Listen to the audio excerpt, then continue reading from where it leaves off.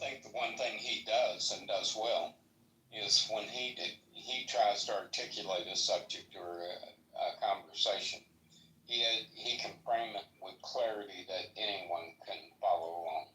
He can really articulate. Yeah, but Steve, here's the thing. You don't have to even read up.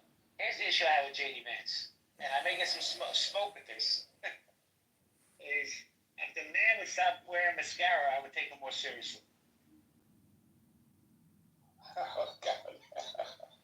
Hey, back to the budget thing just a little bit, not to derail things, but talking about the public and the financing is, you guys ought to set in sometimes where you have state, federal, and local people talking about financing and where the money's going to come from, how the money's going to be paid back, and what a convoluted state of mind that people will get into when you start talking state and federal dollars.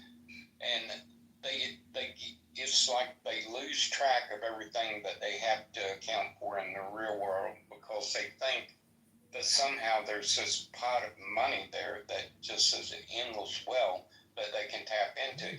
And it becomes almost convoluted to listen to some of these conversations. And you just be amazed. That's all I can say. Well, I'm going to pivot off the economy for a minute because I want to get Gil in this part of the conversation. I'm pinning an article to the top right now. I personally think it's bullshit and they're full of shit, but the article is, let's load up, Hamas said it will release all Israeli hostages at once to end war. My man Gil, what do you think about it? You think they're full of shit? Sorry, Hamas says it released all Israeli. Well, look, the only way this war is going to end is the three things. They release the hostages, but also they completely surrender and put down all their weapons. These are the three stipulations that Israel have made it very clear that they will agree to. Obviously, getting the hostages out is a priority, and we'll be delighted to see every hostage released. Well, Gil, let me ask you a question. Do you feel that they could play any part in the reshaping of this government once the war is over? No. They shouldn't play any part, and they cannot play any part. In your opinion, will there be a two-state solution? No. So what does that look like? It looks like right now. Now is all important, and it's going to come down to a climactic battle. And Say that again, Gil.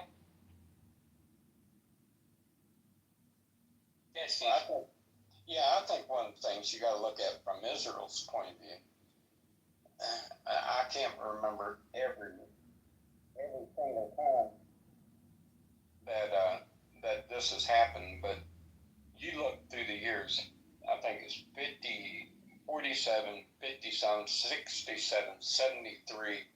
I mean, it's been over and over and over that they've been constantly attacked.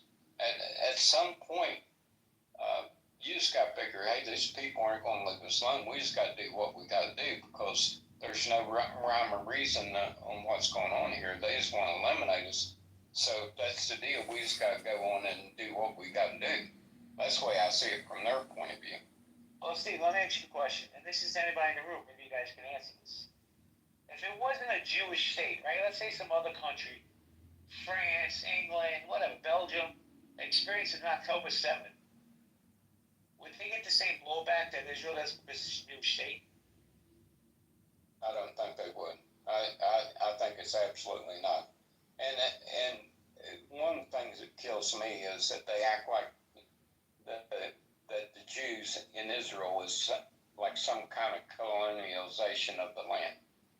Well, you have the Wailing Wall that goes back to the time of King David.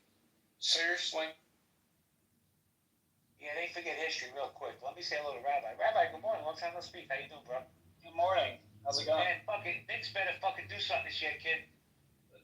It's very disappointing. This losing streak is really bad. Really bad. 100%. So what do you think? What does it look like